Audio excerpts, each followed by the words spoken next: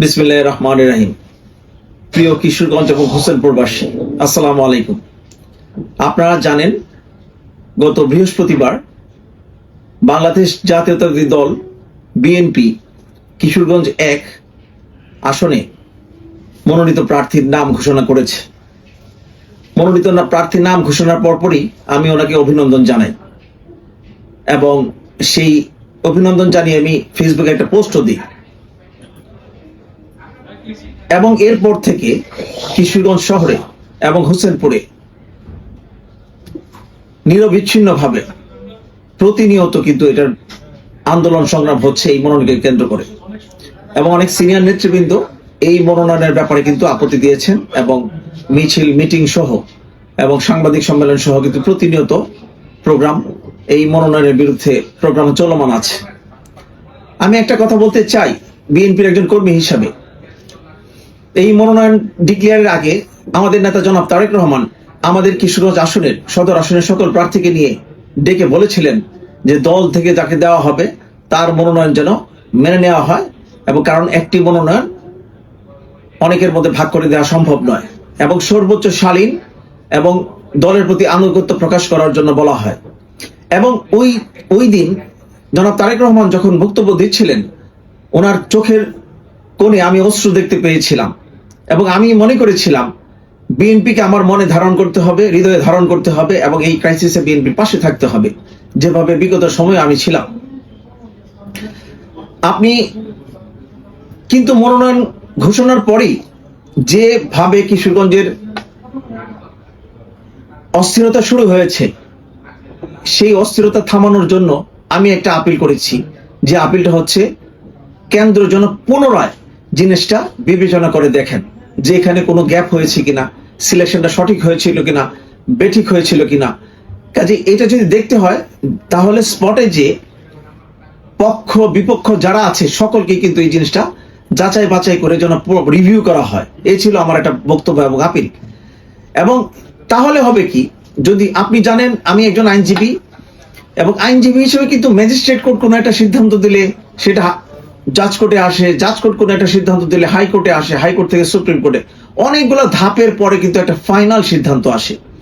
কাজেই কেন্দ্র অবশ্যই দেখে শুনেই কাজ করেছে, কিন্তু তারপরেও স্থানীয় জনগণের যে বক্তব্য আছে, স্থানীয় নেতৃবৃন্দের যে বক্তব্য আছে, এটা কিন্তু আমলে নেওয়া উচিত বলে আমি মনে করি।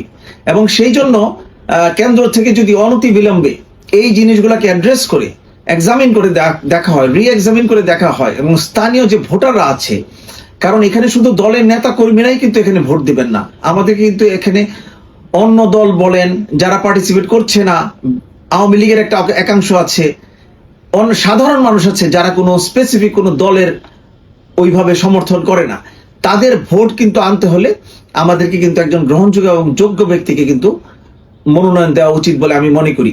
তাই কাজে আমি এখানে কোনো পক্ষপাতিত্বের বিবেচনা না করে আমার একটাই আপিল থাকবে যে কেন্দ্র যেন অনতি বিলম্বে কিশোরগঞ্জের এই অস্থির পরিবেশ এবং যে দাবিগুলো আসছে সেই দাবিগুলোর ভিত্তি কতটুকু, সেইগুলো দাবিগুলো কতটুকু গ্রহণযোগ্য, এবং সাধারণ মানুষের কথা বলে যে মনোনয়ন প্রক্রিয়াটা কি, মনোনয়ন যে দেওয়া হয়েছিল এটা কতটুকু গ্রহণযোগ্য হয়েছে কিংবা হয়নি, এই জিনিসগুলো কিন্তু অনতি বিলম্বে যাচাই বাছাই করা দরকার। কারণ আপনারা জানেন আজকেই কিন্তু ইলেকশন শিডিউল ডিক্লেয়ার করা হবে, কাজে এই জিনিসগুলো যত দ্রুত নিষ্পত্তি হবে তত কিন্তু মঙ্গল বলে আমি মনে করি। আরেকটা জিনিস আমি বলতে চাই কিশোরগঞ্জের ছেলে হিসাবে, আপনি জানেন কিশোরগঞ্জ থেকে কিন্তু ইতিপূর্বে অত্যন্ত সজ্জন ব্যক্তিরা এখানে কিন্তু নির্বাচন করেছেন এবং এখান থেকে এমপি হয়েছেন। আমি যদি নাম উল্লেখ করে বলতে চাই, আমাদের শহীদ রাষ্ট্রপতি জিয়াউর রহমানের যে মন্ত্রিসভা ছিলেন এবং কিশোরগঞ্জে যে এমপি ছিলেন ডাক্তার ফজলুল করিম সাহেব, উনি বিএনপির এমপি এবং স্বাস্থ্য বিষয়ক মন্ত্রীও ছিলেন।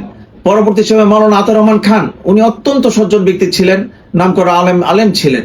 এরপরে যদি আমি অন্যদিকে থেকে জাতীয় পার্টির একজন এমপি ছিলেন জনাব আলমগীর হোসেন, উনি অত্যন্ত সজ্জন ব্যক্তি ছিলেন, এখনো মানুষ ওনার সুনাম করেন। তারপরে হচ্ছে আমি আওয়ামী লীগের জনাব সৈয়দ আশরাফ, উনি অত্যন্ত সজ্জন ব্যক্তি ছিলেন, ওনার বাবা সৈয়দ নজরুল ইসলাম উনিও একজন সজ্জন ব্যক্তি ছিলেন, এমনকি তার বোন ডাক্তার জাকির নুর লিপি, তার ব্যাপারে কিন্তু ওইরকম কোনো অভিযোগ পাওয়া যায় না। কাজে আমি মনে করি কিশোরগঞ্জের যে ঐতিহ্য, কিশোরগঞ্জের যে একটা মানে ধারাবাহিকতা, সেই ধারাবাহিকতা অক্ষুণ্ণ রাখতে হলে এই মনোনয়নটা আরো গভীরে যে যাচাই বাছাই করে কে কিশোরগঞ্জের সবচেয়ে গ্রহণযোগ্য ব্যক্তি, কাকে কিশোরগঞ্জের মানুষ দল মত নির্বিশেষে ভোট দিবে, এবং কিশোরগঞ্জের মানুষ কার কাছে নিরাপদ, যে ব্যবসায়ীরা নিরাপদে ব্যবসা করতে পারবে, ব্যবসা এবং রাষ্ট্রের যে অন্যান্য অফিস আদালতে আছে এখানে কখনো কোনো ভয় ভীতি কিংবা কোনো ধরনের জোর জুলুম কিংবা অন্যায় কোনো দাবি সরকারকে করা হবে না, এবং যেন একটা গ্রহণযোগ্য সরকার এবং গ্রহণযোগ্য ব্যক্তি যেন এখানে এসে হাল ধরতে পারে এবং কিশোরগঞ্জকে যেন উত্তরোত্তর সমৃদ্ধির পথে নিয়ে যেতে পারে।